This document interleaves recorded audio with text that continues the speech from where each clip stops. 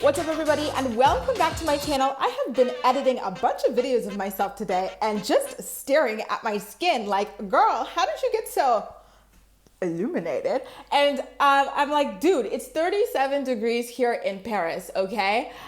There's no air conditioning. I've got no air conditioning. I just have like a fan that I'm using like in the other room when I edit.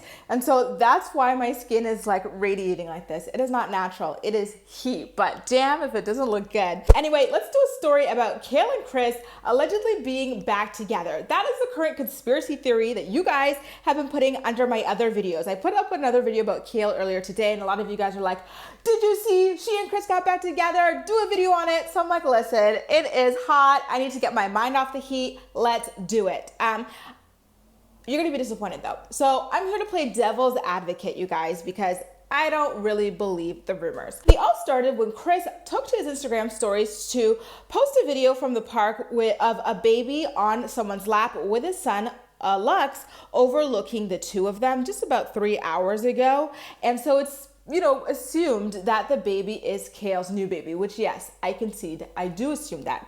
However, I don't assume that this thigh is Chris Lopez's thigh. But the plot kind of thickens because around the same time, Kale posted 2 different Instagram stories hinting towards a reconciliation. Her first one is a graphic of a woman missing her heart and a man missing what I'm assuming is his soul, with a caption that reads, "Without her, he's empty. Without him, she's heartless."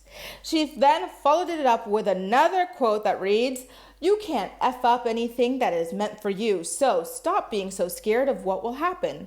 Trust your intuition and let your heart and soul guide you on this journey.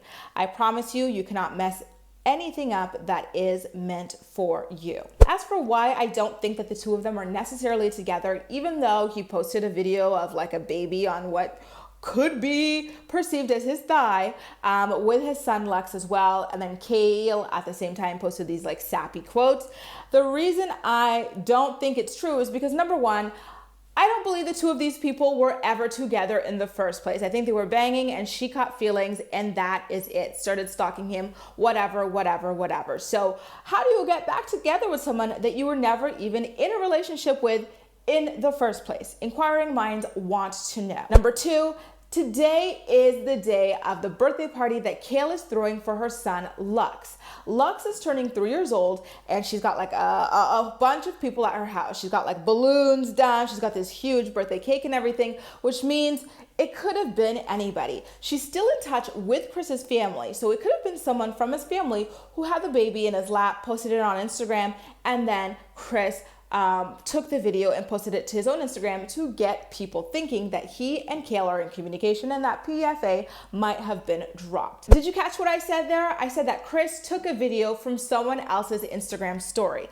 If you look very closely at the video, actually you don't even have to look all that closely because I'm gonna play it for you. What I'm gonna do is, and you'll see, it's a screen recording that he took from someone else's Instagram. So like, yeah, he put the song over it, but in the background, you'll also see someone that like the semicircle of someone else's Instagram account and the filter that they used on the story when they posted it to their own story before Chris took it. So, if it were really Chris, why would he lift a video from someone else's Instagram story? It just doesn't make sense. That video would automatically be on his camera roll. And if it's not someone that is his relative or whatever, it could also be a friend of Kale's. Kale has many male friends, and so it could have been any one of them. As for Kale's reconciliation post, she's always going back and forth with her teenage angsty Instagram stories. So I feel like it could very easily have just been a coincidence that,